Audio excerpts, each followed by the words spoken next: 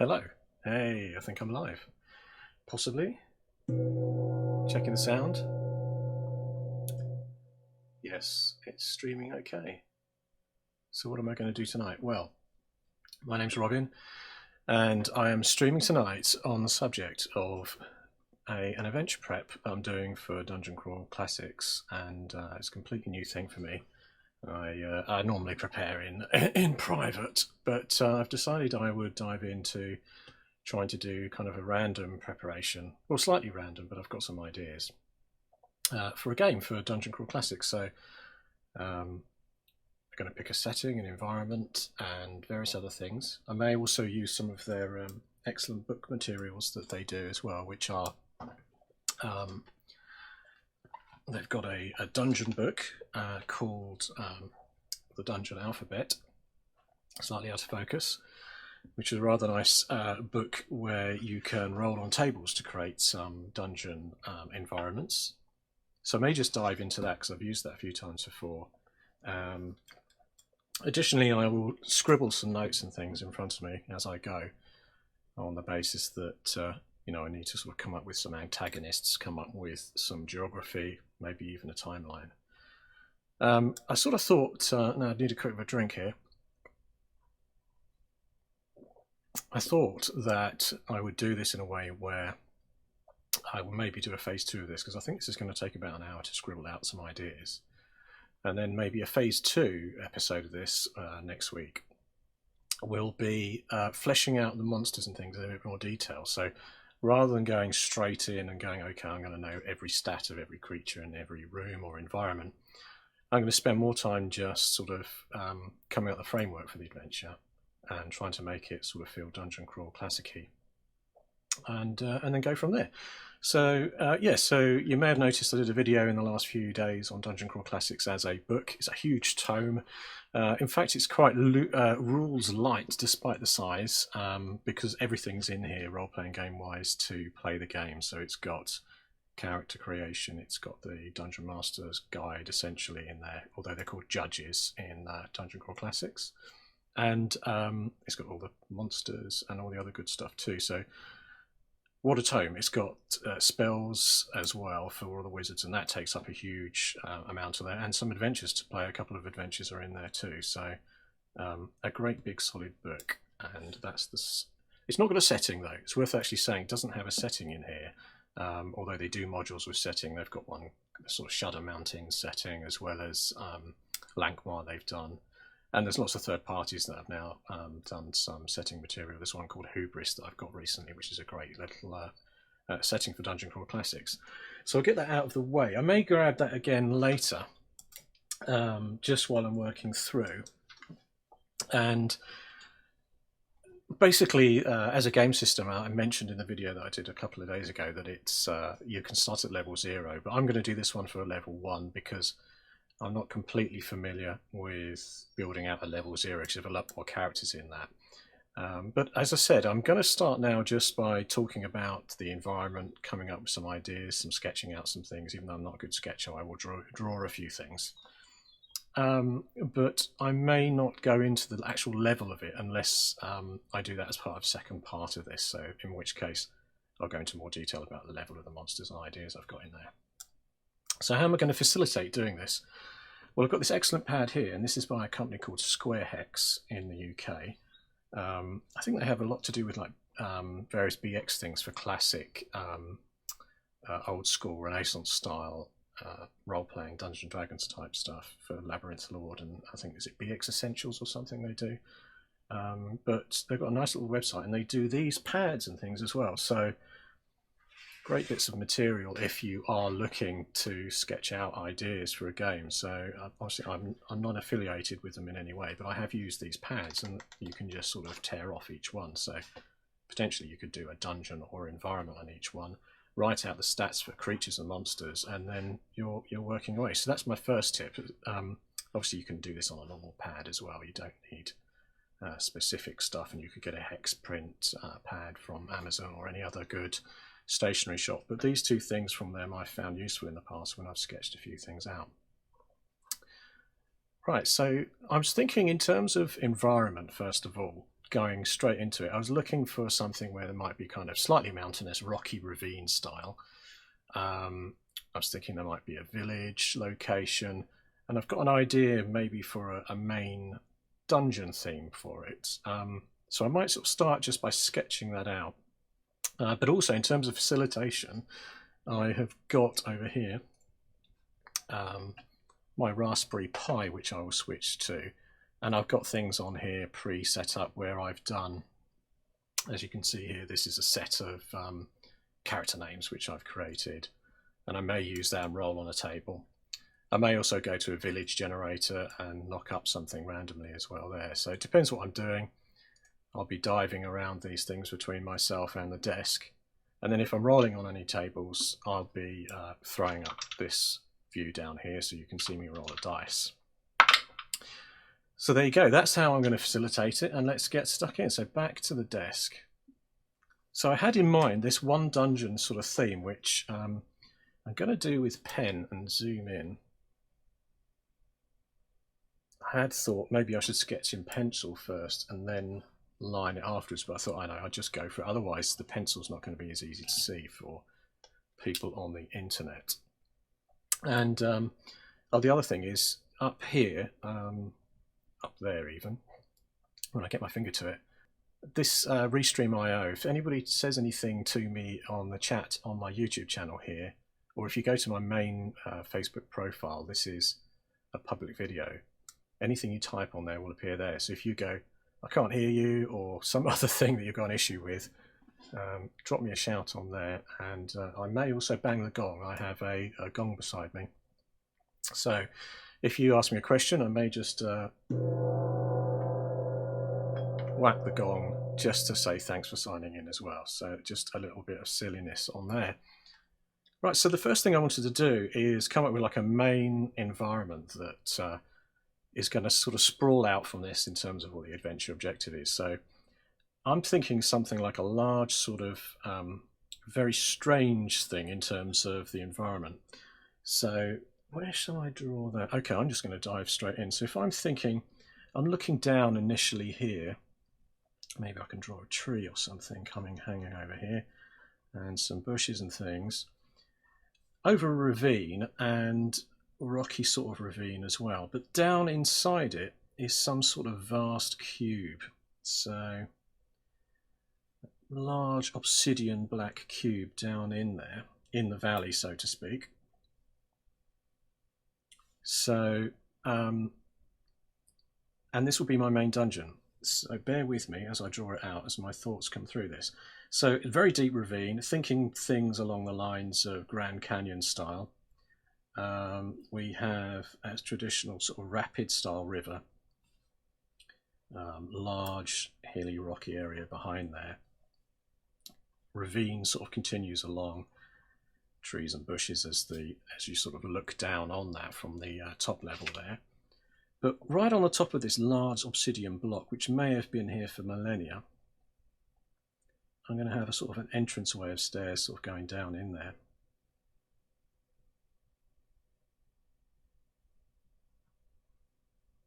So in the local environment, this place is going to be very well known as a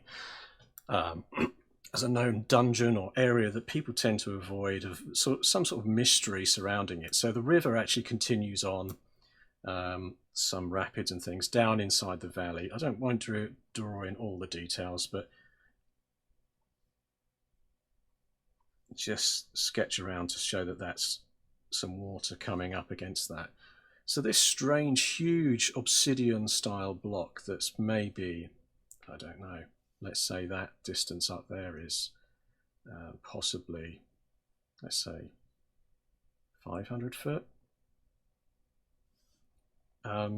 It's been there for millennia. The local villagers and people that know of this environment, they don't go in because there's no obvious way. This is hidden behind a cliff face here. So essentially this tall climbing ravine on both sides here is something that we're looking down upon from here, with the river continuing on.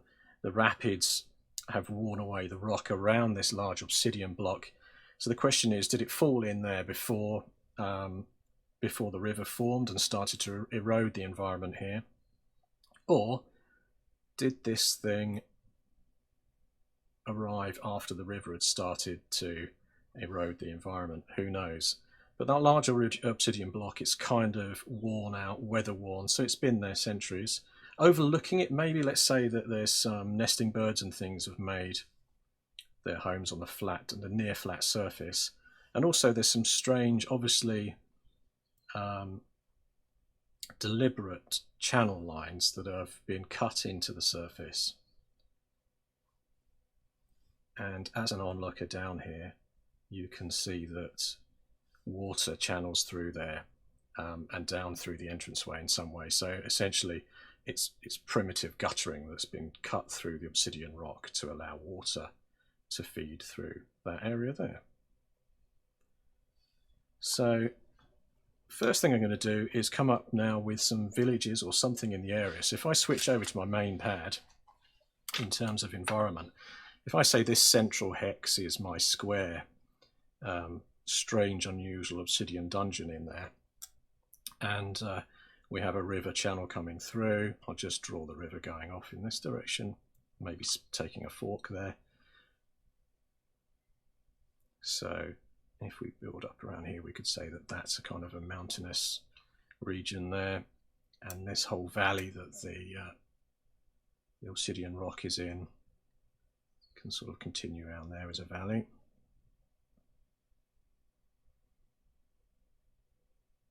What I will do for point of interest on here is I'll say that there's some falls, some waterfalls up the top end here, and a sort of dangerous rock area before the rapids head down towards the strange obsidian block that we're detailing out here. So is that in focus enough? Shall I zoom in? I think I can probably zoom in even better. There we go. Aha, you couldn't see what I was doing there, too far away. So yeah, so this is how I'm developing this. This was an idea that came to me this morning, and I just thought, I know, I'll run with this. Some sort of obsidian block. Who knows? Has it been there for millennia inside this large ravine that you're overlooking down to the top of it? The only obvious entrance is a tiny stairway cut into the centre of the top of the obsidian block. Was it eroded away from the landscape and then revealed as the river only eroded the softer land around it? Or was it somehow placed there or crashed into there? Who knows? Because it's obviously had some man-made structure put on it. In terms of the carving on the top. So then we zoom out a bit to my map area that I'm developing for this, and I'll say, as I said, there's a waterfall there, and maybe an extended area of lakes cover a larger area at the top here. And I'm going to just draw some, because again I'm terrible at drawing, you'll have to see that I do this for essentially getting my point across, but I think I'm going to have a sort of valley nearby as well, some sort of hilly region in the area. I'm going to draw a forest,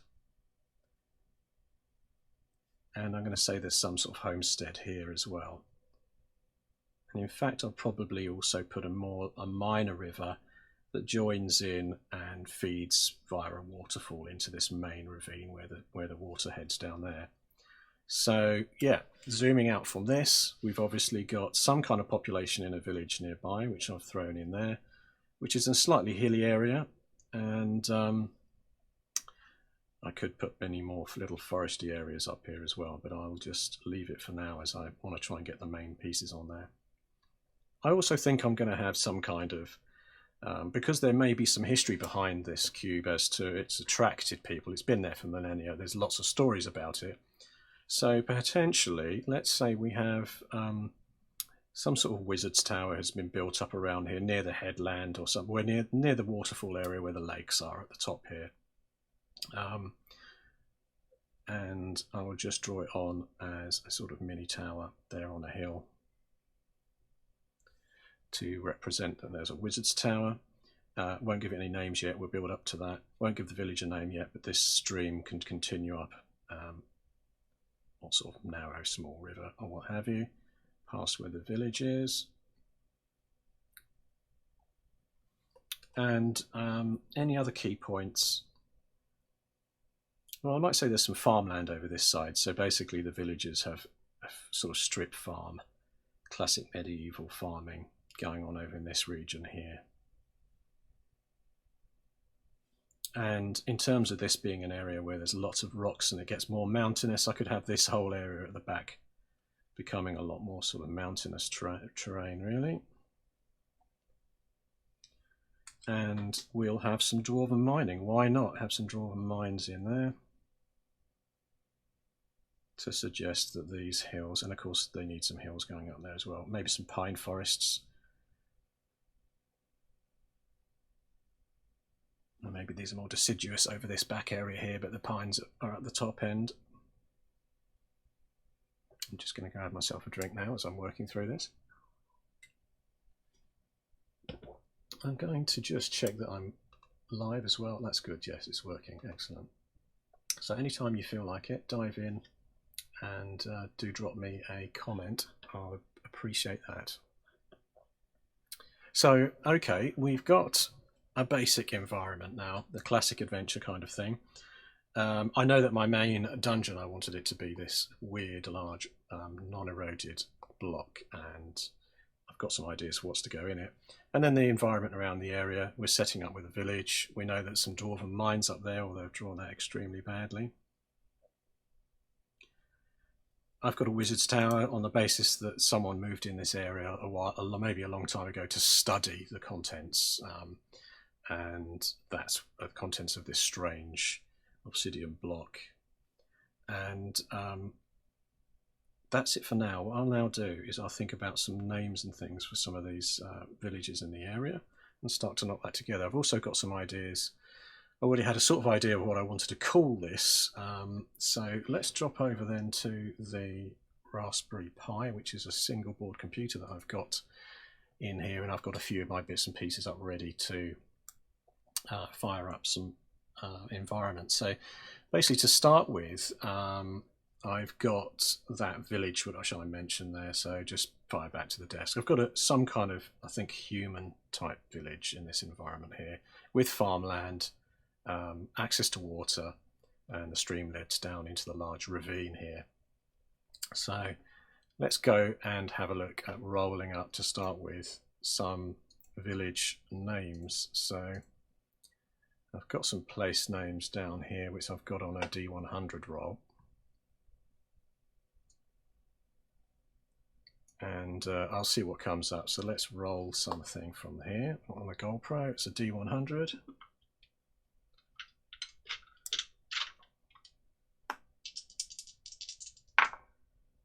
So I've got a 48. Diving back and have a look what we've got on 48 in here. It's just off the page, scrolling down. So Cliff's End, isn't that slightly appropriate for the name of that place, in the sense that it is sort of near a cliff? So we'll call it Cliff's End. I'll shoot back to the desktop and I'll just scroll that in on my main pad, I think, if I zoom out of it. So main village, we'll call it Cliff's End. Oops. And then I shall shoot back again to have another look at something else that we can fire up. So maybe we need a name for the tower, or the wizard sort of tower location there. And I've got a few up here which I've used before.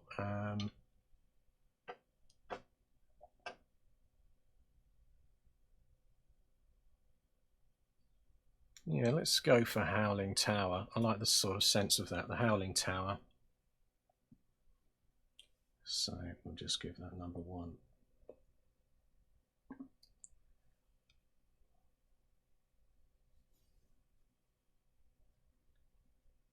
So the Howling Tower. And now I'll probably just fire up something to say, let's get some names of some key people in the village as well.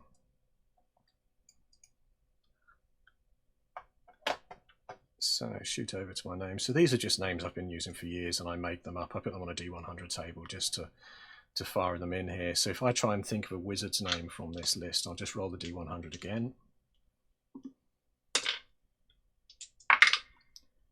So we've got 19. let's have a look. Well, that's going to fire up. So 19's just off the back there. Ulag, that's not too bad as a first name. So we'll have Ulag. And let's see what a surname will be. I'll just roll the dice separately. So 38 for a surname.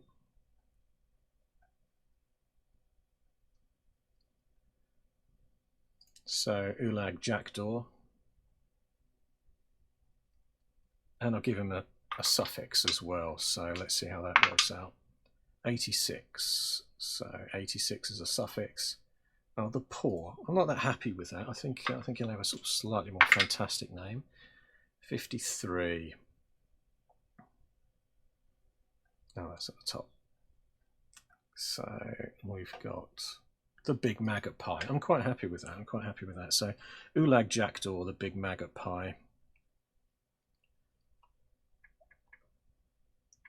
He's a wizard in there, maybe an older wizard as well. So now I'll try and find a couple of villagers, so maybe an innkeeper as well, and perhaps just roll that quickly on this table and see.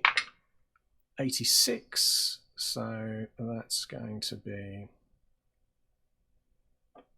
Talus. Maybe, so it could be maybe he's, because it's a small village, he's half innkeeper, half sort of seneschal of the place, really. And we'll give him the name Talus and look at his surname. 08. So it's a surname Salkir. So Talus Salkir is the innkeeper.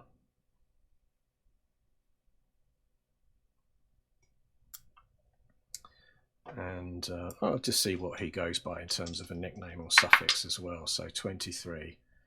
A Rampalion. That's not too bad. In fact, I'm going to go for the Brave, though. That's why he got elected to this position and runs the inn, because people respect him. We'll call him the Brave. Now I'll just come up with... we've got the Howling Tower. We've got the main village called Cliff's End, and we probably need a name for the giant obelisk, the square obelisk in the ground. So let's have a look and just represent that again to take my mind into what I think this could be called. So I'm thinking of something unusual like Ubelex or something, or the Oblex. Let's call it the Oblex. That's just come up. So the locals call it the Oblex.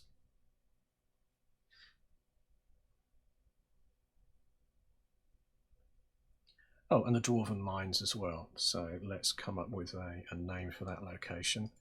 So I'll dive over onto this table, which has some place names on a D100, and just see what comes up. So 17, Tabik. It's not right feeling dwarfy enough for me. 95.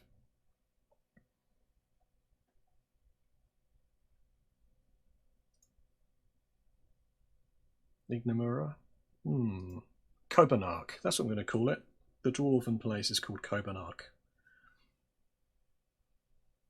Kind of like the idea of having arc at the end of it for some reason.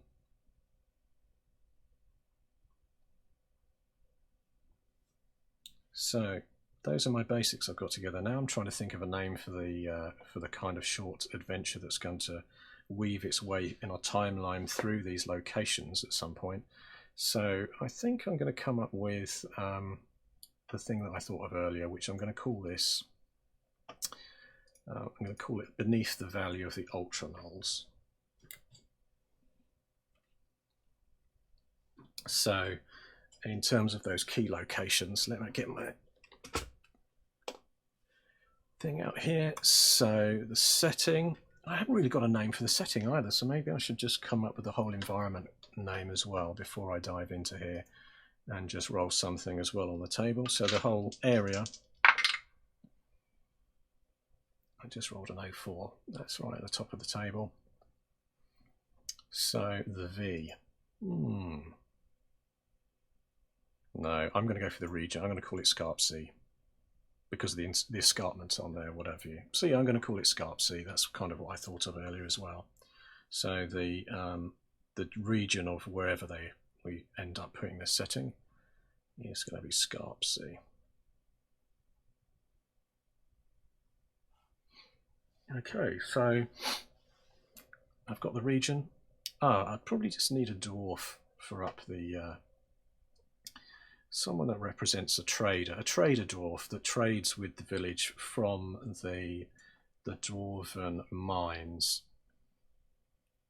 I'm going to call him Mullick. I'm going to grab Mullick and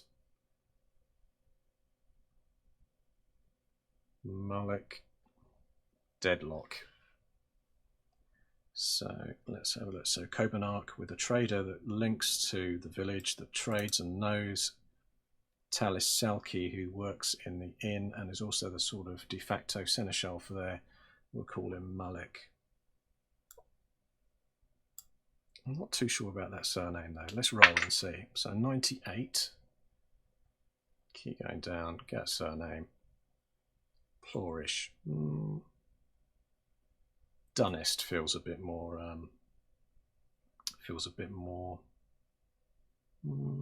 Yeah. Gonna go for Dunnest.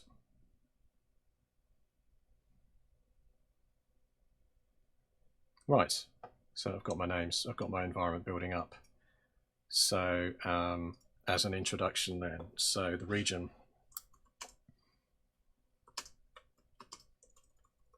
spelling, live typing known as Scarpsea, several key locations, including Cliff's End, Human Village,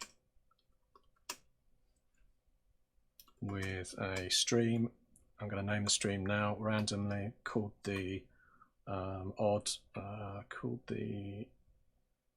Pole. Running through it.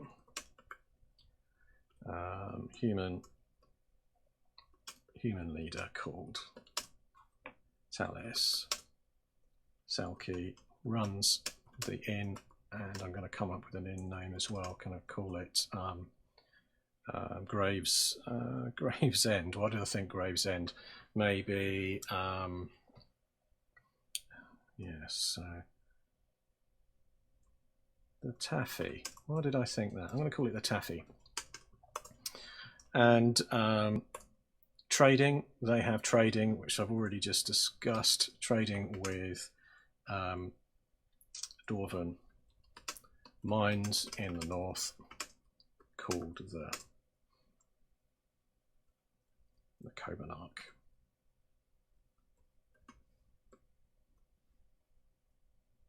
And then leading on to the Copenarch,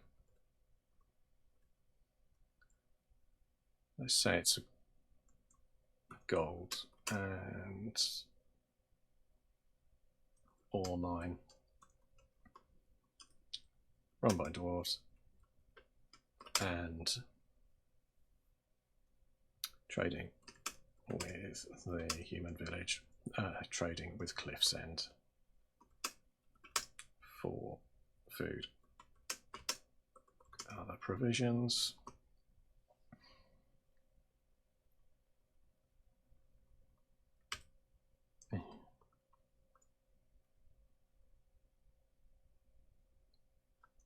So, well, that's annoying when it bounces back like that. Okay, basic word processing skills, and central to the area is the oblex.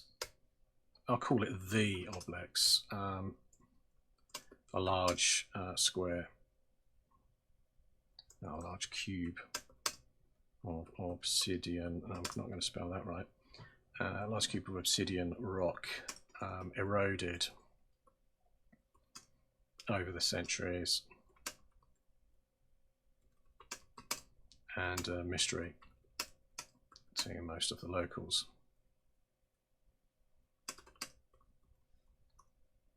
So the obelisk is the thing I'll detail next, really. I'll get stuck into that. And then the Howling Tower.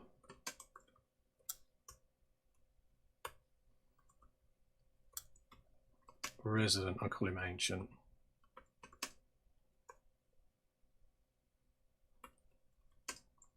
Ulag Jackdaw, the big magpie.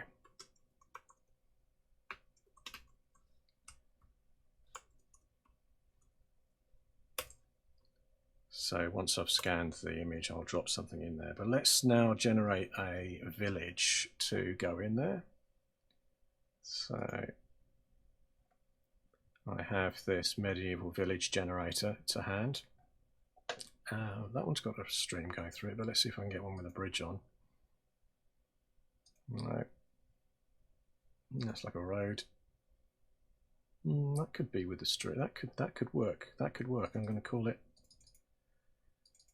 Rename it to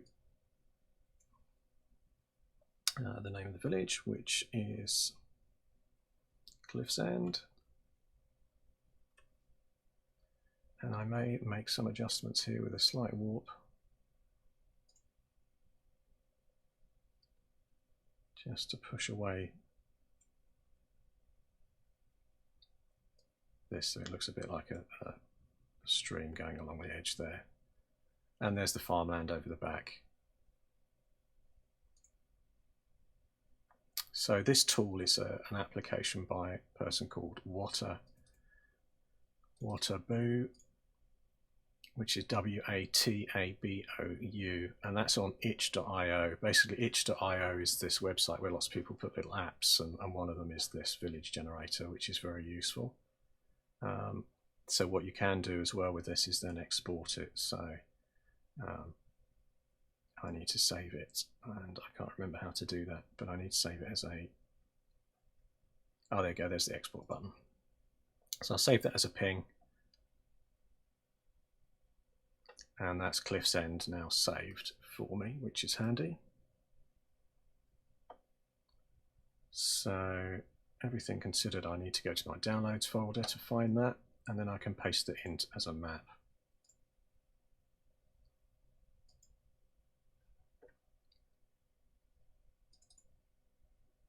So there's Cliff's End.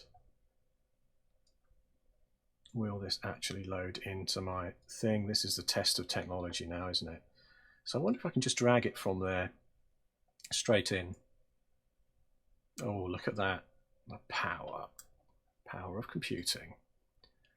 So this is Cliff's End, and I'll X that out of it. Actually, I just Control X that to cut it out so that I can get it in the right place. So there's the village Cliff's End, and I'll correct the spelling of running, and the odd pole, which is the river along the edge there. So there's a little bit of detail on that.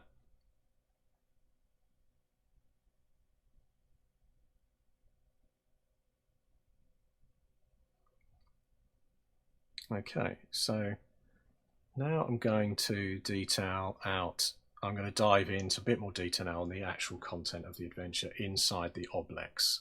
So if I dive back to my desk, get my keyboard out of the way. A quick recap of where we are. Like we said, this is the Oblex, which is central to this land, which we're going to call Scarpsea. So I'll just put that underneath, Scarpsea. There's the village of Cliff's End. I'm going to write it next to it as well. I mean, this can be obviously detailed in a lot more higher resolution when I scan and do this. There's the Oblex. There's the mining location for the dwarves, which is Cobanark. And this is the Howling Tower.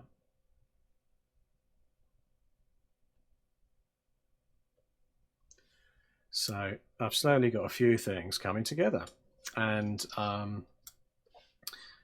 given this is the main location, I just realized I should really have a name for these falls as well here. So I think I'll call them, just coming straight out of my head, let's call it Castus Falls. And the river underneath, within the ravine, I'm just going to call it river. Just called old, well, they call it the Old Cass for whatever reason. So yeah, so that river that splits down there is the old Cass, and the big falls at the top near the lake is going to be Castus Falls. Right, so that's got me started anyway, and no plot or anything there going yet through this within story, but at least I've got the basics of an environment that I like. I've got the name of this called the, what was I going to call it again? That was it. We're going to call it Beneath the Valley. Beneath the Valley of the, oops, I've put an extra R on there. No, I can't remember what I was going to call it. Let me go back to the right. Oh, Beneath the Valley of the Ultra Nulls, that was it. Ultra Nulls. Right, so back over to the drawing, and I'll start to now try and break down a little bit about what I'm going to do with the obelix, which is the main location in here, which various people have an interest in, and how they might get down there as well. So what I was thinking is, first of all, I need to make something a little bit dangerous as an encounter approaching here. And there's two things to that. One is, I was thinking initially this might be for a level 1 adventure, although that's to be decided in a potential part 2 to this, where I break down and talk a bit more about the actual creatures running through there. But I thought for a start there'll be some fauna around here, which is maybe a bit troublesome. So, you know, I draw little bird wing things down there essentially that are flying in that area, because this is a vast thing that you look down into this ravine from the edge of the old Kaz ravine there, and the Castus Falls where the water comes down. So the first thing is, in the environment, the water has pooled up and formed like not a lake, but a larger area of water that's dispersed around the obsidian rock with no apparent entrance down the bottom. And on the top, as I said, we'll have some fauna. And so I was thinking that there would be, I wanted something slightly reptilian, but something different, because it's Dungeon Crawl Classics and it's all about doing things a bit differently. I'm going to call the things that thrive on there and have nested on there, and we just say there's some sort of scrappy looking nests left around. I mean, it's difficult to see because I'm zoomed out of the actual drawing, but I'm just trying to sketch this out. I think I'll call them, I think I'll say that they're called something like gull bats. That pen's too narrow. Let's go back to the slightly thicker one to write gull bats on there. So these are going to be like small reptilian, not pterodactyl sized things, but small kind of webbed bat-like / gulls. Maybe they sort of squawk like gulls as well. So there we go, a bit of sound effect on the side. So we'll have sort of gull bats that are thriving on the top, and a maybe potential hassle and a potential encounter. So gull bats on the roof, not the roof, well, it's the sort of the roof of the dungeon, isn't it? On the top of the dungeon. And as I said before, I'll feature building some stats for those in potentially a second one. Otherwise, I'll be doing this video for like 4 hours. I'm just trying to sketch out what's there, and then I'll flesh out the creatures later on. But in my mind, I have a slightly reptilian thing. I have them soaring through the air above here and presenting a problem for players. So initially, if they get down onto the top to explore this strange entranceway, they'll be harassed by the gull bats. So that's the first thing. Following on from that, what's going to be inside and how do we detail that out? So I probably just need to get myself another pad where I can start to... Oh no, I can sketch it out on the side here as well. Got another section on the side here where I shall put some levels potentially within the dungeon. So let's start first of all with the entranceway. So that's quite a simple set of carved steps that are well weather worn, because even though this is solid obsidian, it's resisted the test of time with the waters coming through the valley and not weathering it, but have sort of weathered their surrounding. But it's still a bit chiseled looking, and there's some water that runs down inside from there. So just as a part 1 up here, you've got the rooftop scene. You've got the rooftop scene, which includes the sort of gull bats and watery descent. Watery stairs descent. So for whatever reason, the water, when they find themselves on the top here, they can see guttering cut into rock. So they can see that any water, maybe to make a point, if I was doing this within the adventure, I'd say it's recently rained and there's pools of water and you can see some of it draining down. Some of these nesting goldbats with their chicks drinking from that water as well and using this as their cliff top, essentially. But back out again, actually, I was thinking, how do the players get down there as well? Obviously, they might have spells and things that would fly them down. But I was thinking maybe initially something that the local villages have maybe been testing out, or some sort of equipment that they've had to find their way down there, which would be part of the adventure potentially as well. But potentially, I was thinking of gliders, but I was thinking paper. Someone has made paper gliders because they haven't got other materials and cloth's too heavy. So maybe we'll call them a sort of paper glider, which is made out of some sort of traditional winged shape, perhaps with a metal, not a metal, with a sort of a bamboo bar thing to hold on to at the front, and yeah, just some sort of shape like that too, with some ribbing going through it.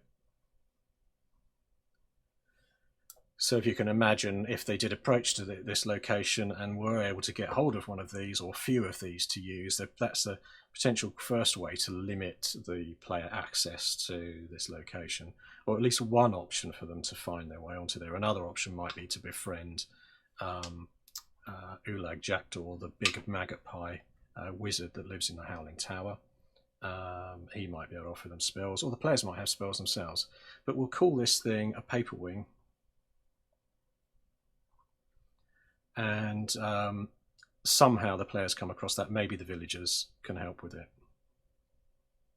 So the villagers in and I'll get it right, Cliff's End. And that might tie into some skills that they've got, that the villagers living near this ravine have learnt some technology skills or been gifted this somehow.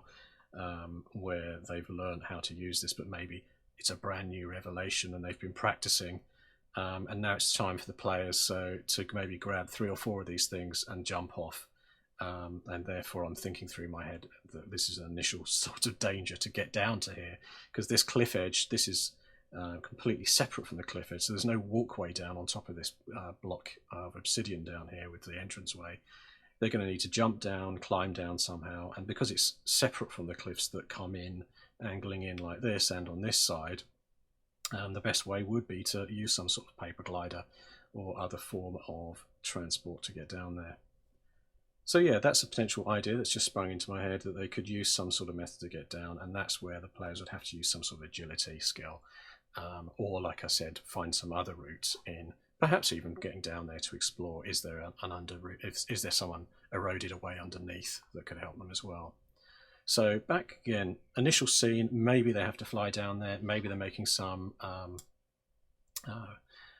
agility checks to get into there, using the paper wing to get down, and that could be a clumsy moment. Maybe they're thinking through this again, that they could have to remove armor or things like that to have that thrown down later, or swung out on a rope after they've got down without their armor on, in which case when they engage with these goldbats which are living on the top, they may be lightly armored, making it a slightly more dangerous situation. So I think I've got that set. Those ideas are there for now, and then when they're inside this place, and they've walked down this guttering that's allowing the water into the stairway that goes down and is cut into the hard stone here, they come down to the first level of the dungeon. So let's just call it, I'll call it 2, dungeon entrance, or dungeon, I don't know what I could actually call it, greeting level or something, depending on what the structure was built for. I shall switch over now to see if I can fire up a dungeon for this. So on the similar approach that I was doing with throwing in a village there and just getting a quick layout for that from the village generator from this guy at waterboot.itch.io, the village generator, I shall use his dungeon generator as well. So I fired this one up earlier, and in fact this looks perfect for me in the sense that there's an area of water here which could represent where the stairs come down on this first level in the oblex. So I may just save this out to save myself regenerating, and then actually then work through the other layers from there. So I think there's an export button on this. E to export as ping, so I shall export as ping.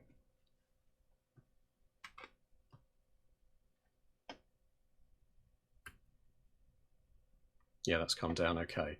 So again, switching back to my Google Doc, and we can start to detail out what's in this oblex on the different layers in terms of dungeon. And it just saves me drawing all this out if I can drag it in from the file. So there it is.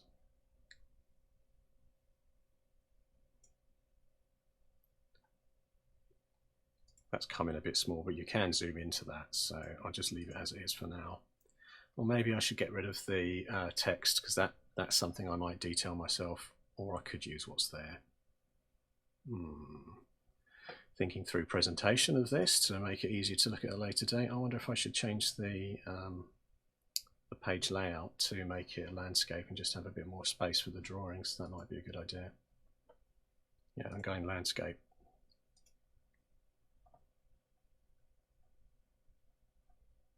So that's going to allow me to stretch this out, just make it a little bit more visible to be reusable at a later date. Let's throw it onto the next page, but never mind. I'll tidy these things up later. I may also zoom in here.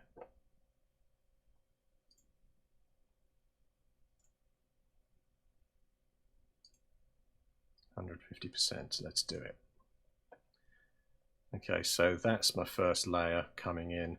Now it does have these numbered areas which have been randomly generated by the one-page dungeon maker, and some of those are not too bad.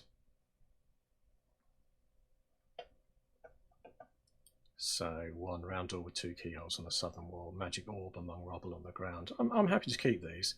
Remains of a cultist, arrows clutched in his hand, a charming well-dressed knight would like to join you for a reward. Not so sure on those things actually. I wonder if I should go back to the one-page dungeon and just strip those titles off, because then I'll get more of a picture of the dungeon and I can then make all that stuff up myself. Is that a legend then, to toggle the legend? Let's try that. No, don't do that to me. Ah, so they've got a different type of legend. Because it can switch between that look and the other look. And that's not too bad. That makes it slightly more compact. But let's get rid of the notes. I'm going to... half a mind to leave the notes in the sense that they offer me a very quick approach, and then I can ignore that section on the charming knight if I'm not happy with that. I'm going to do that, and now I'm going to export with the E button.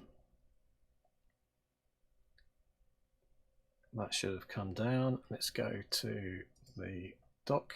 I'm going to clean out the one that's in there because it's taking up a lot of room, given that it's not it's wasted space with that legend on the side.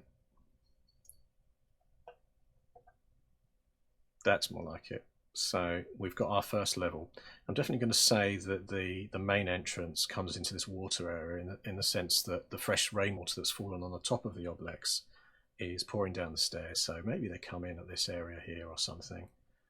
So, oh, actually no, let's say they do come into room 1. Look, it's got the stairs down already. It gives me a convenient, nice, simple square shape, doesn't it, in terms of the dungeon as well. So we won't bother with the Howling Tower, but we'll say, yeah, I'll just go into a bit more detail and just say level 1, entranceway. Us are streaming with water, rainwater.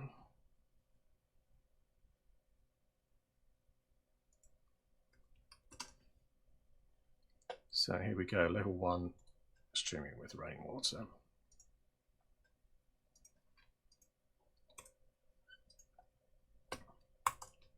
And just have a look at what the layout's going to give me in terms of where I can put certain rooms. So, well, let's at this point then dive over to have a look what we'd get if we used the dungeon book. So I shall dig out my copy here of, and that's reflecting nicely off there. So this is the dungeon alphabet from Goodman Games, and this is going to help me fill up this first level, I think, in terms of using those keys of 1 to 6. Obviously it's got some information on there already, saying things like a large chest up there at the top and a skull key tucked under some debris. So I've got some information. I'm not keen on this charming well-dressed knight, although I could use it. He could be like a, you know, I'm thinking already, because this place is old and ancient and people haven't been in there, this could be a well-dressed, maybe an undead knight, but maybe a friendly one that would willing to help the party because he's been stuffed in there for a long time. But we'll work on that as we go. Let's get out to the desk again and have a look at what we can do with the dungeon alphabet. So say, as a book, this has got a huge reference sheet in there. Author-wise, let's just detail the author. Where's the author? Michael Curtis. I believe Michael did this as like a blog initially. So that was the initial sort of starter for this, like a blog with lots and lots of these tables essentially on. As you can see down here, these are the kind of features you've got. So B is for battles, C is for caves, crypts, doors, dragons, questions, pools. So maybe I'll go for this pool room initially. Let's dive into page 48 and have a look. Why not? I hear you all shout. So P is for pools. Let's have a look what we've got on the table there. It's just a D10 roll.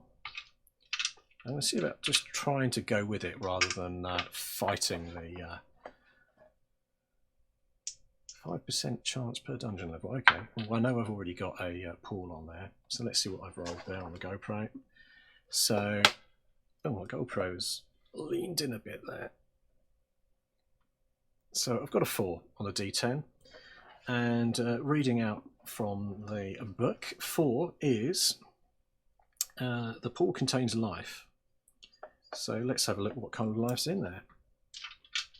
Piranha feels good. So I've got a 6. It's got a giant crab. Okay, so let's not waste time on this then. Dropping my pens on the floor, I shall jump back to the Raspberry. And we've got that pool room. So I'll call it 1A, pool, and I call it pool room, and it's got a giant crab in there. 1A.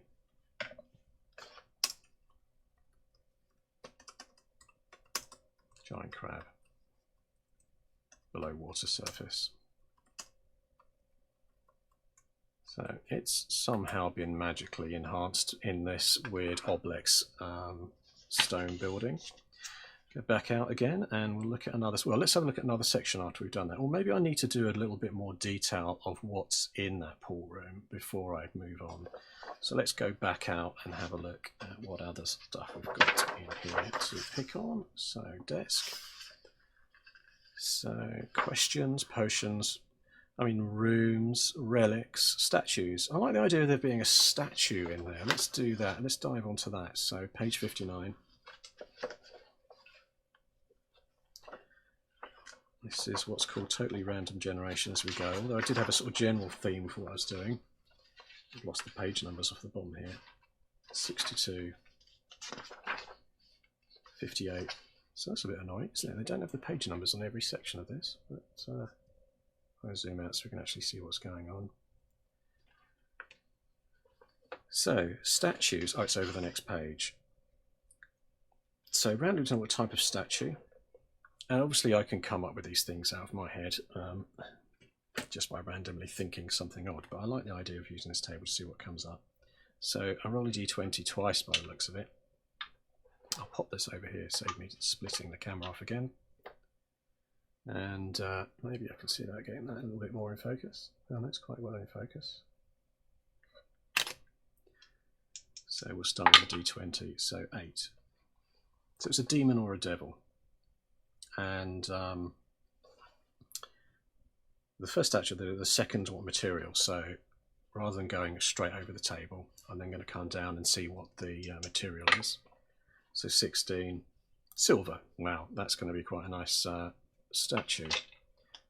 So we'll call it a demon. No, let's call it a devil. And in terms of a devil, it's going to be silver. And it's going to be in the middle of the pool in room 1A. So just take that notes down as I do it. Then I'm going to give that some magic, I think. So let's have a look. M for magic down here, page 38. Let's give it some random something or other. So they've got odd magical devices. So that sort of jumps down into different types of magic rather than any specific one. I bet you there's curses. Let's have a look. Caves, there's no curses. There's me looking for a curse. We had statues. Traps. Traps would be interesting. You know, that's an expensive looking silver statue. Let's have a look what the trap is. 63.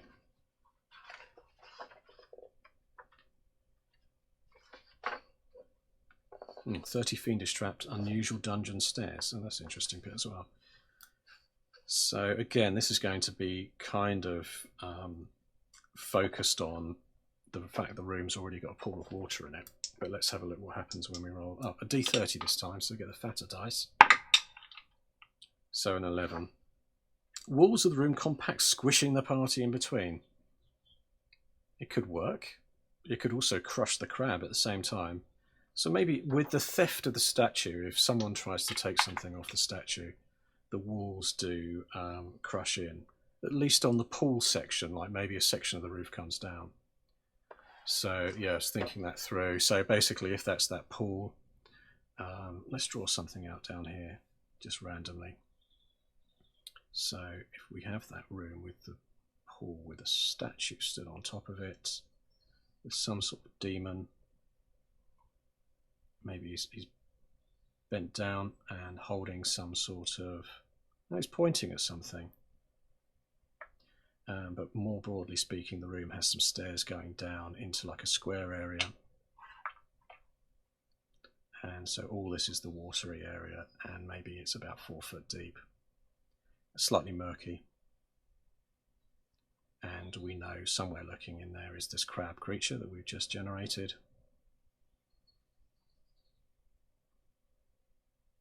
And the statue itself, with the water coming up against the side of it. If it's interfered with, maybe that can sink into the ground. So in terms of crushing, a large section of roof is going to drop down. So, and fall down at the same time as this bottom piece falling down.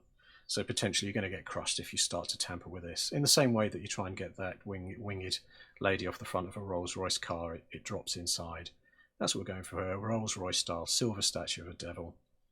We'll give him a couple of horns, and that's going to be that. So more information on that devil, though, is going to be something that we can evolve later on. But that's that room sorted out. So what else can we say about this devil and what it represents? Well, nothing for now, but maybe I'll have some writing on there, on some sort of plaque that they can't see unless they go out there. So, and we could call it an altar. Inscriptions, eyes for inscriptions. Let's dive onto that and see, again, let's try and see what this comes up with. So there's only 8, so it's a D8 roll to make. Got a 3. And this comes up as a crude graffiti written in humanoid tongue and directed at another species or clan. It may be memorized phonetically, even if the language is written and is not understood. This could have effects leading from the humorous if used in the presence of those of the same race or of the original writer. Okay, so let's get this stuff down before I end up forgetting what I'm pulling together there for that room. So we've said already 1A is that pool room.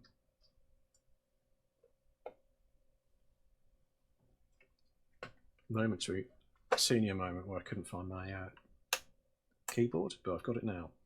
So centre of the room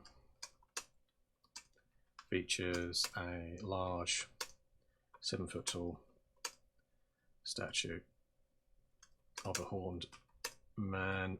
I just call it a bull-horned man.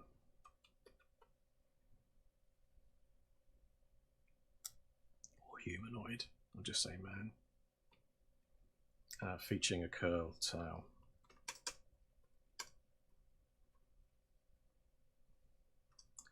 The silver is tarnished, but clearly of some precious nature.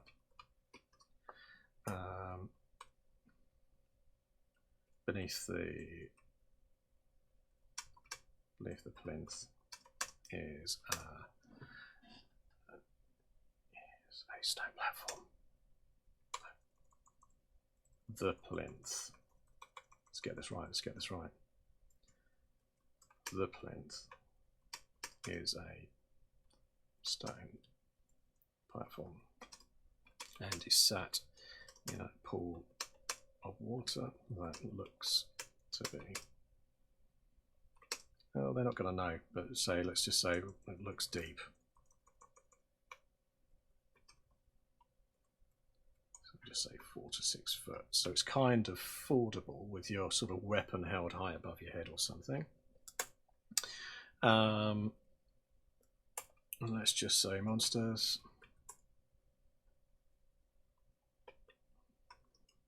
The giant crab is in the murky waters.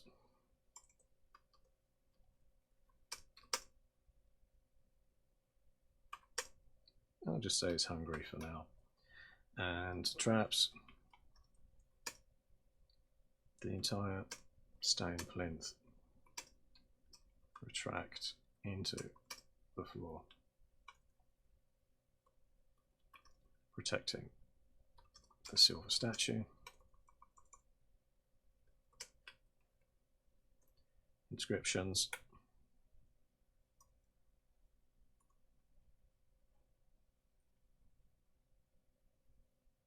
Lost my track on my typing now. Inscriptions. A set of writing is at the foot. Silver.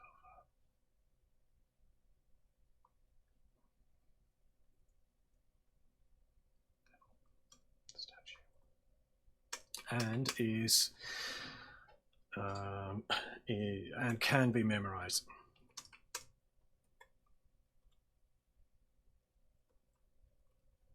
Despite it being in a different language to the reader. So it's something about it they can read, but they can't understand the language. And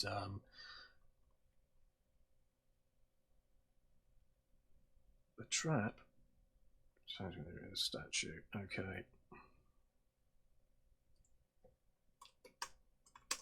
The trap will trigger if any attempt to pull or yank or cut any part of the statue.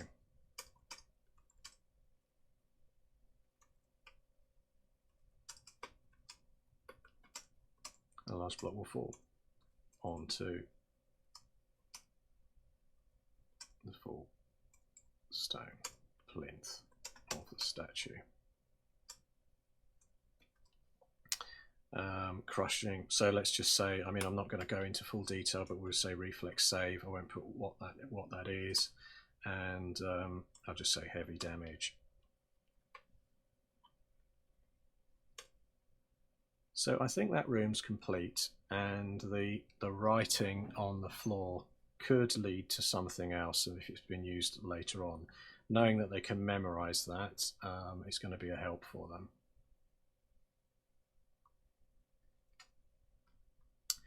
I've been streaming now for just about an hour, so I'm just going to check that my sound's still working and things, which just takes a little moment to check that I'm not being streaming now. There we go, my sound is working. Just need to make that health check on it after this length of time. So desktop again, just to see where we are recap wise.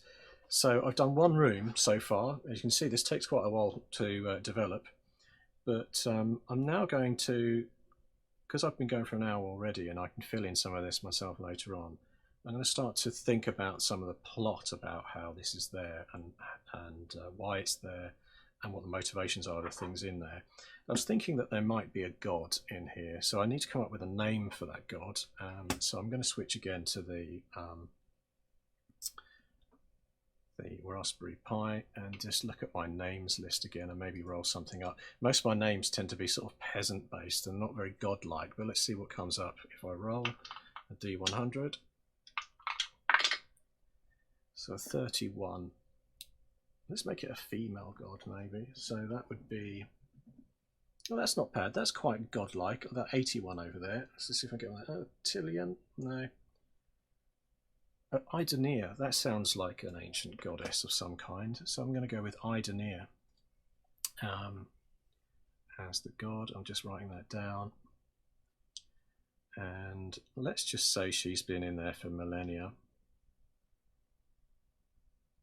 and this is where I'm going to try something slightly different. If I go back to the GoPro scene again and the desktop, I'm going to roll some different dice that I've got to help me give her a motivation. So these are called storyteller dice, and they're like loads of symbols on here. Some of them are quite modern looking, like that's a kind of some kind of petrol fuel gauge.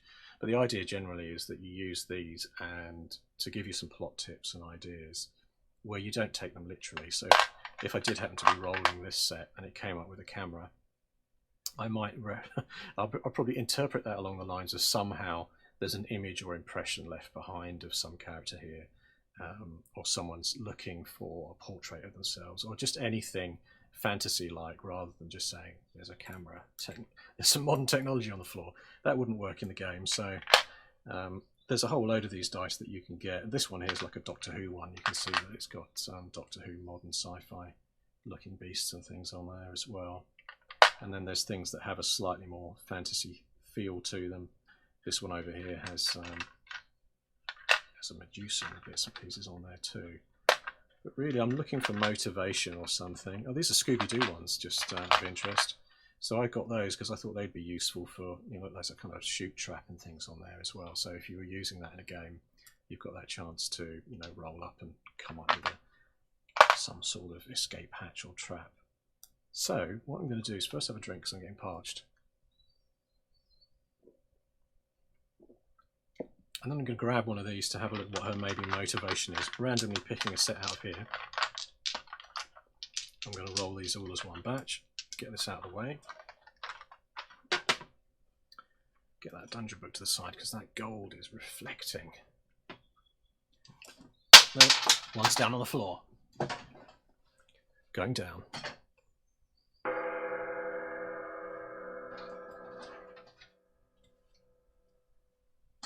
Coming back up again. So let's roll them and see what comes.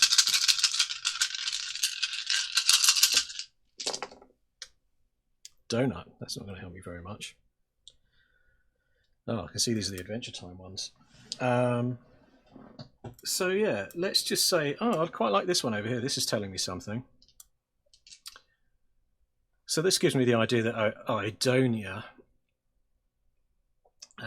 has been there, well, she's obviously been there for a long time, but maybe also she's feeling a bit lost. So basically lost and potentially looking for help. So looking for help in some way.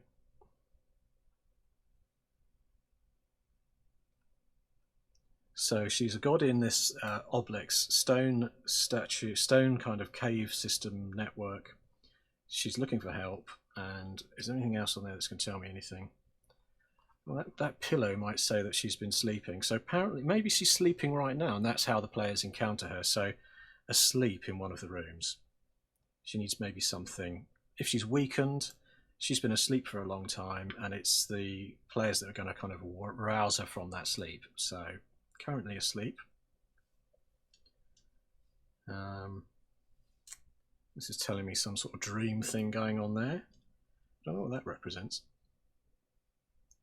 Someone either listening or talking. Gunter, sandwich. So maybe she needs some kind of sustenance, not necessarily food if she's a god or goddess. So we'll say she's having dreams, and maybe the dreams visualize somehow. That's maybe going to be another one of the rooms that the players encounter. They go in and they see some kind of illusionary dream, which is her dream while she's laying there. Okay, so I'm going to do that. So, so asleep, dreaming, which generates an illusionary dream in there. So the players are going to see real illusionary magic in whatever room I decide I'm going to put her in. And I think I'm going to put her in on this top floor to represent some other trigger. They're going to engage with her as she's going to give them some information, and then maybe that's when they start to work their way down through the layers in this Oblex dungeon until they get to whatever dangers lay below, and she might be looking for some help even though she resides in here. So she's dreaming, which generates a vision, illusionary vision. I think this might be a vision. Let's see if I can make another roll of these, either with these ones or another one. Get another set out, I think. Try not to drop them on the floor. And just see what comes up. If anything can come up. Here we go. It's got a set with slightly fantasy feel to these story cubes. Let's see if I can spot anything in here in terms of her motivation at all. Okay, so there's a cage there. So this is telling me that this is her prison as well. She's been imprisoned on here. It's prison for this goddess, Idonia. So she's been there a long time. She's asleep at the moment. She's dreaming an illusionary vision. What's the illusionary vision of? Let's see if it's in here anywhere. So, okay. The river Styx. Her death. Maybe she's dreaming of her own death, which is the horrific vision that they get to see. Or her passage to death. So, or maybe she's just seeing a river. There's other things in here. There's someone in a kind of weird swirl. Trojan horse. That kind of ties in neatly with the cube somehow. Perhaps this is a Trojan horse. It was sent with her imprisoned. Or maybe there's some other beast in there, a dragon or something further down that's her enemy. That's bound her to this this Oblex cube. Spinning these ideas around. Oh, that looks interesting. That looks like that's a Greek temple, isn't it? So yeah, let's say she's been cast out of where her god realm is, on some kind of journey. She was in the middle of some kind of journey to the afterlife. No, right. The dreaming that she's having that's making an illusionary vision is of a. I'm going to take this literally. I don't always take these dice literally, but I'm going to say that it is some kind of undead on a dark river on a boat. So paddling a boat. So poling a boat.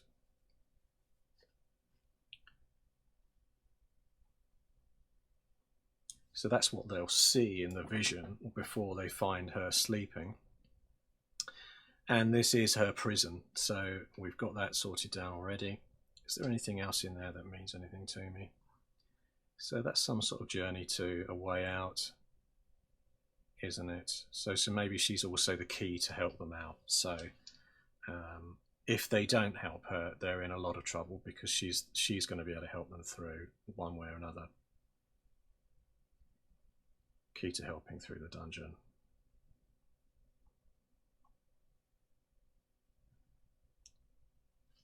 So why don't you write her up? Why don't we write her up then? So I'll just flip back to the Raspberry Pi desktop, go into the adventure write-up, the Beneath the Valley of the Ultra Nulls, and decide what room she's in for a start, where that imaginary situation's going on.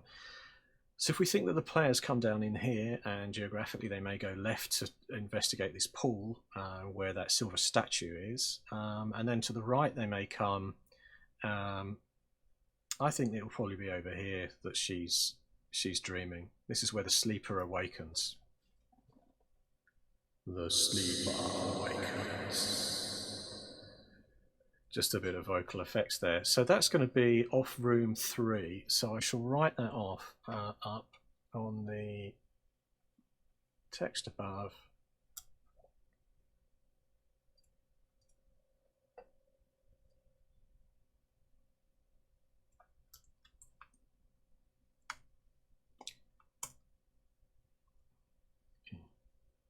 Room 3. I'll just say room 3. I'll start to write room 3. That's not very good, that formatting that I've used there before. That should be room 1. And then room 3, this is kind of the, I'm just going to call it the resting place of Idonia. Let's see the goddess. Let's see what she is a goddess of. She could be a patron too. In the Dungeon Crawl Classics game, you can get patrons and deities. So she could be a deity that a cleric could get to know. So I'll find out. I'll roll some more of these just to give me a view on what kind of goddess she is. Maybe something will tell. Something in there's going to tell me what kind of goddess she is.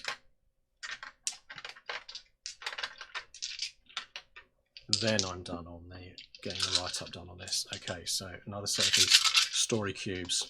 Let me find out what kind of goddess. She's a Dalek goddess. No. This is interesting. Kind of like a death. So she is the goddess of something to do with the passage of life to death. She's the gate to the underworld. Wherever she was from, she represents some kind of link to the underworld. That was nice and quick. Back to the Raspberry Pi. So goddess of...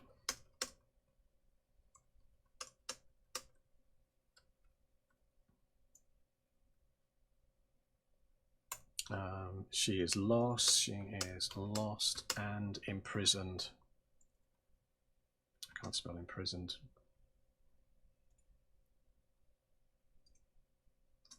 And currently asleep, lying on her side, chamber beyond room 3. So I'm going to try something wacky with her appearance. I'm going to say that, well, first of all, I'll say the room is currently a vision of a obscured and smoke-filled river showing a cowled figure on a pole pushed small boat. So, I mean, player tip there really is either, so I'll just say this is an illusion, and is Idonia dreaming?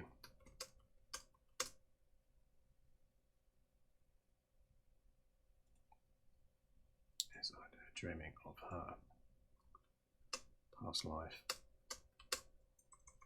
as a gatekeeper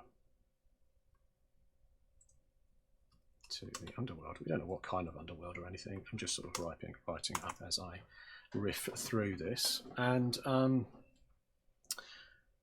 yes, so that gives it, hopefully, you know, Dungeon Crawl Classics, which I'm kind of focusing on this being a little adventure for, is a game where players are intended to encounter powerful beings, get involved in all sorts of troublesome action where they might be up against or involved with powerful beings, either by accident or by patronage to them or what have you. So that's why I thought it would be nice that they have potentially a friend in here. Maybe not. She's let's say she's chaotic anyway. Or would she be neutral? I don't know what she is, so I'll worry about whether stats and things later on in terms of what she's like. But I'm looking now for something to do with how she looks. And do I do that in the Goodman Games book? Maybe I do. So there's a monster alphabet as well, which I've got here, which is another way to just quickly fill up ideas. So let's see about getting her an appearance out of here, whether I can do that. Let's see, desk. So I'll look down at the front. So possessions, reaction. We know already that she's going to be friendly towards them because she is imprisoned here and she's looking for some kind of help. Minions, maybe she's got some minions. Celestial. Yeah, I'm not sure that's really going to give me an appearance for her because I think the celestial section is more of a kind of a motivation. Sorcery, unexpected, weird, wings. I'm going to flip through and just randomly come up with a page. Dragon. Okay, we won't. She's not a dragon. Jurassic? Insectoid. Nope, it's not going to help me. Bases and bunkers, we're already in the layer. Noxus attack, psionic. I think she's maybe got something psionic going on. So let's just colour her in a bit by something psionic, even though it's not giving me the appearance which I was initially searching for. So I've got an 8. So precognition. As a result of her latent precog powers, she has uncanny luck. The flight of an arrow soaring directly at her heart is pushed off course by sudden wind. Sneaking up from behind, a thief trips on her cloak just before striking. Let's roll a d12 to determine the number of luck points at the beginning of combat. So basically she's got precognition and uncanny luck. So if she ever gets into a fight with either the players or helps the players at some point later on, she's got precognition.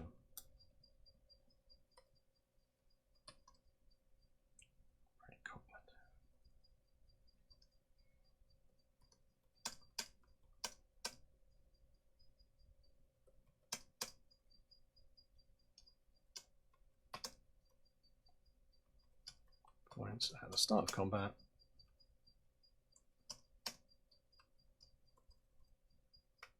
And use them.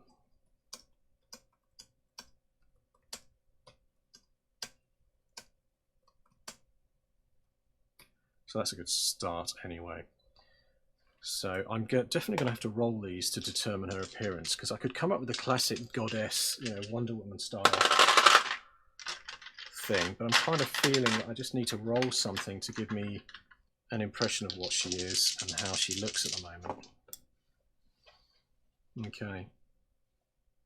All right, let's switch back to the desk to show you the strange things I've just rolled. So I've got some little builder guy building a wall.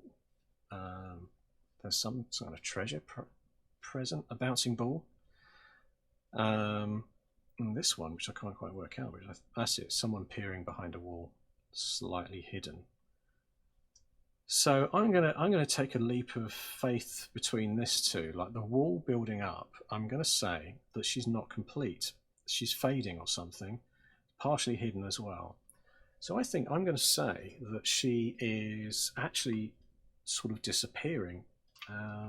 So that's given me an idea for the plot as well. So jump back to the Raspberry. I'm going to say, so Idonia is slowly disappearing, and currently only her eyeballs on stalks, her brain and vascular system is visible. As she has spent, I don't know how many years, but I'll just say after thousands, it could be a millennia of years trapped in the, what did I call it, oblex, she is beginning to fade.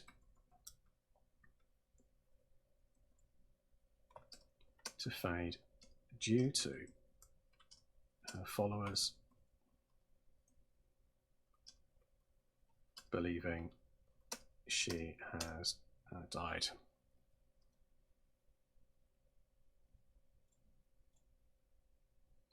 Spelling right. So in this current state, she's weak. I'll come up with the stats on another session.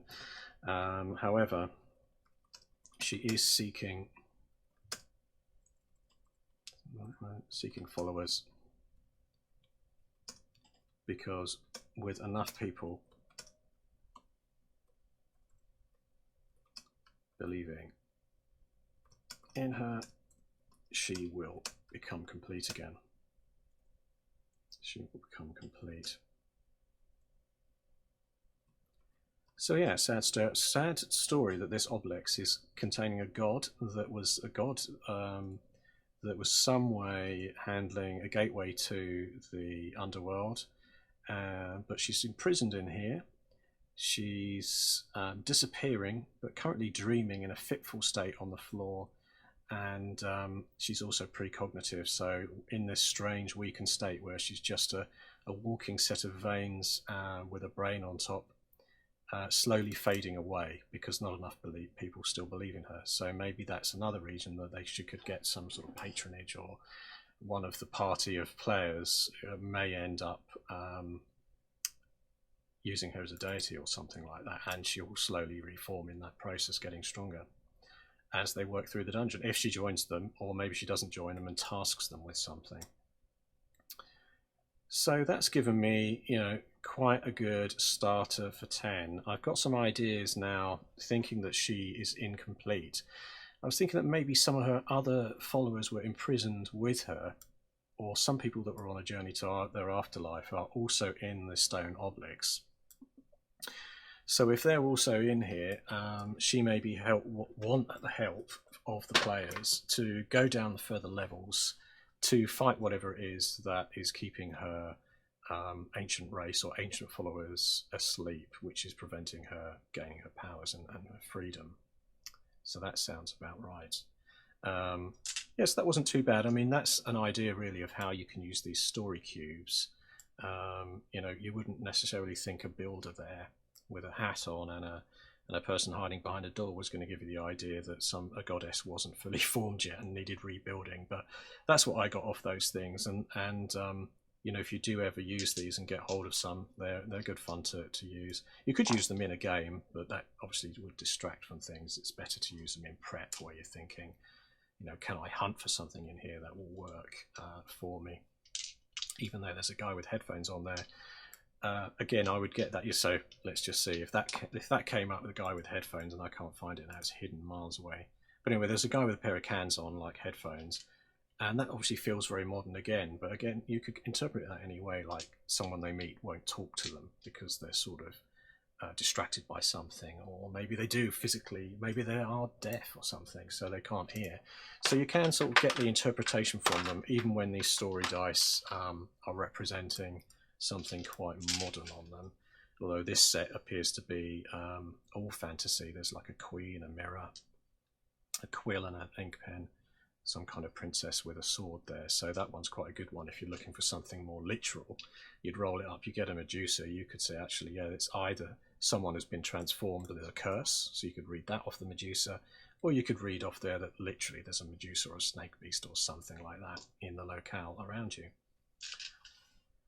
Right, so let me just recap where I am then, because I think I've done enough now. I've done 1 hour and 30 minutes, and if I do the next layer of this, I'll detail out that dungeon in more detail, which I can then talk through on the next one, rather than going through it room by room. And then also I can start to evolve that plot about what's keeping her followers further down in this rock on another level. What's keeping them asleep and preventing them from worshipping her, that's making her lose her physical form. As she lays there dreaming at the top of this oblex. And there's something else I need to do really, and that's find a link between this obelix. You know, what is Ulag Jackdaw, the Howling Tower, the wizard? What's he been studying about this? Maybe he has something to do with this as well, which I can evolve as I work through this and try and think, you know, what's his motivation? And then have the dwarves got any motivation, because there's potentially treasure in there too. Right, let me go back to the whole map view again, just to give you a view of what we had from the start of this. So I started out basically building out just the high level and saying that this obelix thing is here. This was in the center of my imagination. Woke up this morning thinking about this thing. And then we have the Howling Tower, which is where this mage is. We have the large ravine running through the center. I'll zoom in so you can actually see what the hell's going on there. Clicks. So yes, so we have the Howling Tower, we have the Castus Falls with a very large waterfall, this massive ravine, you know, sort of large river that's cut through the mountains here. The softer stone's been cut away, revealing this very heavy stone. Or was this put there somehow? Who knows, magically. And then we've got Cliff's End, which is a normal traditional village nearby. And then I've also created some of the characters that go in there, and also started on some of those rooms. So I'll go back to what I've done so far in the Raspberry Pi and to the adventure pages. I need a drink again, getting parched.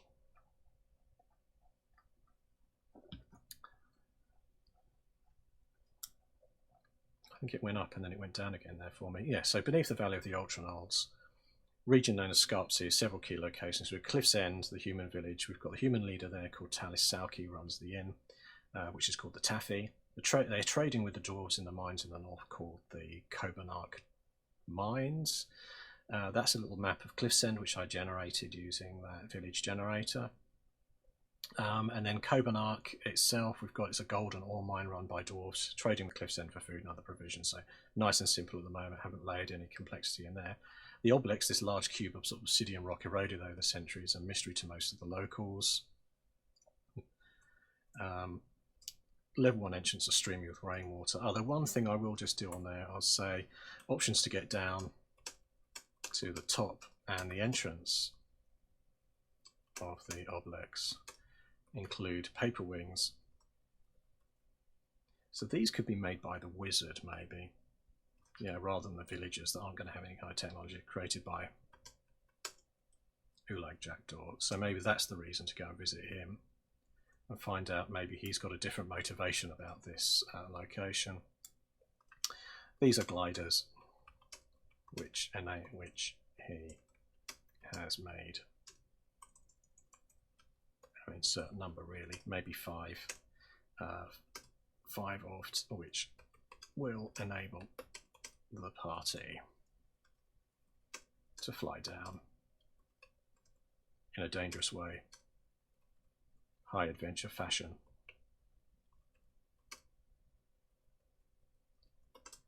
So there we have it, and I spelled entrance wrong there too. I need to find my mouse. I keep jumping between two. I've got 2 mice here because I'm running this on this Raspberry Pi. Because there's notorious when using OBS, which is called Open Broadcast System, which I'm using here to stream this. If you start showing your own desktop, you can get like repeats of it, like that mirror style where it goes down into an infinite tunnel. But if you use a separate machine, so I've got a little Raspberry Pi, which is a single board computer, very cheap, about $35 a piece. I plug that in as well, and I'm able to show off the I've got Google Docs here, which I'm using to do this document, in addition to the other apps that I've been using if you look at the rest of the video. So other options include using fly spells, or a very hard, I won't set the DC, the difficulty here, but maybe 20 plus climb check of the obelix rock. Well, that could be made even harder if you don't want it. So then on the top of the nesting gullbats are angry with the arrival and will attack. So I need to come up with some stats for gullbats, and I'll probably use the dungeon Core Classics main book, just to throw some stats together for those in the next session I do of this, including some of the other monsters as we go on. So I think that's captured everything that we've sort of scribbled and worked through here. I've got the first level of the dungeon sorted. I know that's where the goddess is. I've written the details up of the goddess. Idonea. She's slightly invisible. She's dreaming at the moment. She's asleep. The players need to wake her. They're going to be confused by the vision that's in that room. So hopefully they'll be in awe of the fact that she's something quite magical, especially when they see her and she's only a pair of eyeballs, a brain, and a vascular system as well. So that makes it kind of a slightly rock and roll situation to first encounter. They may not even know that she's a female goddess initially, and that kind of thing as it kind of evolves. Also, I think one of the players may wish to, if we had a cleric or someone, they may want to treat her as either a patron or a deity as well, which could be an interesting feature of the kick-off to the next level of the dungeon. If they do decide to align with her, they might decide to attack her, in which case she's incredibly lucky, because I rolled in the I can't even remember the name of it, the Monster Alphabet, which I've used before, and I'll just forget the name of it. But at Monster Alphabet, we came up with that precognitive ability, so she rolls a d12 luck, and then she can dive out of the way of things if anything happens to her. Right, so that's it. I'll go back to the desktop as a final goodbye as this session is over. And I think I'm interested with what I've built so far in terms of the location. I haven't got a timeline, I haven't got the plot running through, but I know there's a trapped goddess in here who wants to get out. I know she's got a problem. She's maybe got her old races in here as well that are sleeping. And what is it that's protecting them deeper down in here, or causing them to be in a permanent sleep? There's something in there that's trouble. And we've got the region down as well. Say if you're interested, these story cubes, I'll put a link in if I find the time. I'll go onto YouTube and I'll put some links into the details of the story cube. I'll also link to the one-page dungeon generator, which is really handy again if you just want to randomly throw a dungeon together, can't bother drawing it out. And those can be imported, by the way. Sorry, just getting rid of my dice. Those can be imported into, because there's pings, you could import those maps directly into Roll20, use them on Zoom, or anything like that. So Dungeon Crawl Classics as a whole isn't necessarily a miniatures game. It's not sold as a miniatures game. It's a game where, people say theatre of the mind, don't they? To represent how people would play this as a role-playing game. You sit around the table and you kind of imagine, as the judge tells the story, like I'm doing here with putting this adventure together, players would then interact with that as they go through. They don't necessarily need a huge map to show them blow by blow where the miniatures are. However, given that theatre of the mind is always the theatre of the mind, whether you've got miniatures in front of you, tokens, or just someone talking to you, it's always a suspension of disbelief, isn't it, as you're working through? And therefore you're welcome to use tokens and things on these games too. And I think that's part of the digitisation, isn't it, of games at the moment as they move online into Roll20 while we're in this lockdown situation. Quite often things are getting more digital and they're more token based, they're more map driven, just because it's a way of facilitating online. However, I think you can still do theatre of the mind, because I've got a regular